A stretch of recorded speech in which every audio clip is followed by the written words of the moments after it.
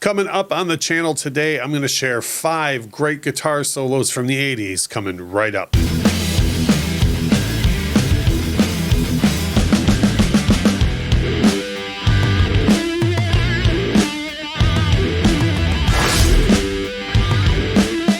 Hey, it's Russ from the Infectious Groove podcast and YouTube channel. And before I even get started in this video, I want to say that these 5 guitar solos from the 80s that I'm going to share were not played by people with the last names Van Halen or Rhoads.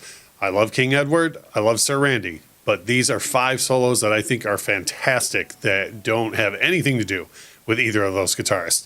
And some of these are not going to be, I'm not earth-changing things here, but I do think I've got a couple that most people wouldn't think of.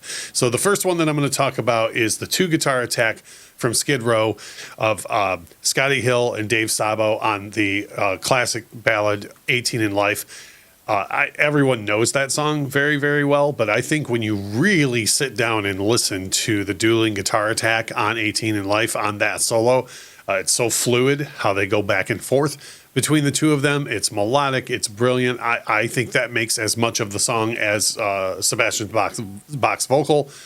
Anything to do with the whole song, I think, is just as strong on that one particular solo as everything else to do with it. The second one that I want to talk about is one that people have now revered this guy as an amazing guitar player after he's passed, but he did so much great work when he was still with us on the guitar, and most people don't really even think about it. And that's Prince on the song When Doves Cry. But if you listen to the radio edit version of When Doves Cry, it fades out just as the greatness is starting. So if you go onto Spotify or if you look at it up here on YouTube, make sure that you're finding the full 5+ minute version of When Doves Cry. Skip to the 3:36 mark, where the song usually fades out when you hear it on the radio or if it's on playlists and whatnot. From there on, Prince puts on a masterclass in how to do a solo that's in the it keeps switching from the foreground to the background. And it's just a brilliant piece of guitar work. For everything that Prince has done, for me, that's where it started when I was a kid, where I was like, holy cow, this guy can play. The next one is a guy who makes the top lists of solos of the 70s all the time. Always is up in the top 5 greatest solos of all time.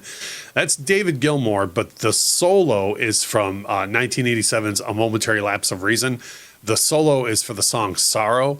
It is brilliant. There are a lot of divisive opinions out there about A Momentary Lapse of Reason, myself included. I've done a video on the channel on the topic, but you cannot mess with the solo on Sorrow. It's David Gilmour doing everything David Gilmour does right in one spot. Even if you are watching this and you're a huge Comfortably Numb solo fan like nearly everybody is, I would really tell you to really take a listen to that, the solo from Sorrow. And it really doesn't matter where. You can listen to it live on Pulse or Delicate Sound of Thunder or the original studio version on A Momentary Lapse of Reason.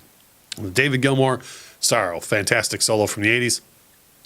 The next 2 that I'm going to share are actually my top 2 personal favorite solos of the 80s. And again, I love Eddie. I wouldn't discount anything that he's done. I love Randy. I wouldn't discount anything he's done, and so many other great names from the 80s. But my number 2 favorite solo from the 80s is the solo that George Lynch laid down on In My Dreams by Dokken.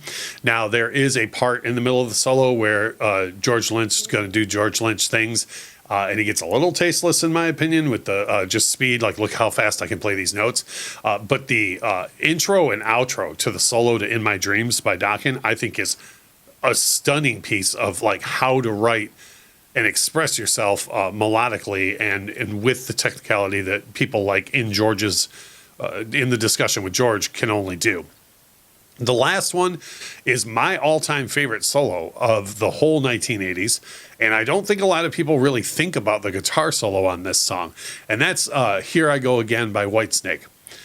So just to avoid some confusion, there's the original version of Here I Go Again from the early 80s. Then in 1987, there's 2 different versions of Here I Go Again, and they all 3 have different lineups playing on them. And the people who played on these, both studio versions were not the people that went to play on tour. It's a whole mess. The version that I'm talking about is the regular album version of Here I Go Again from 1987 that everybody knows, the one with the keyboard intros. And the solo on that was played by Adrian Vandenberg, and it is brilliant. In my opinion, it's just, well, it's my favorite guitar solo of the 1980s. It's just melodic. It's played with so much feeling. Again, like I referenced with George, it's there are moments of speed in it, but it's all done with such taste and feeling at the same time. There's a lot of technicalities in it, but it's all done with feeling first and then that. So those were 5 great guitar solos from the 80s that I love. What are some of yours? Leave a comment below. Make sure to share some of yours. Like, have you ever really even thought about the solos that I mentioned in this one? Or, of course, I welcome all solos from Eddie and Randy and anybody else that I didn't mention in this video. But please make sure to leave a comment below and let me know what some of your favorite solos of the 80s are. As I always say in these videos, thank you so much for watching.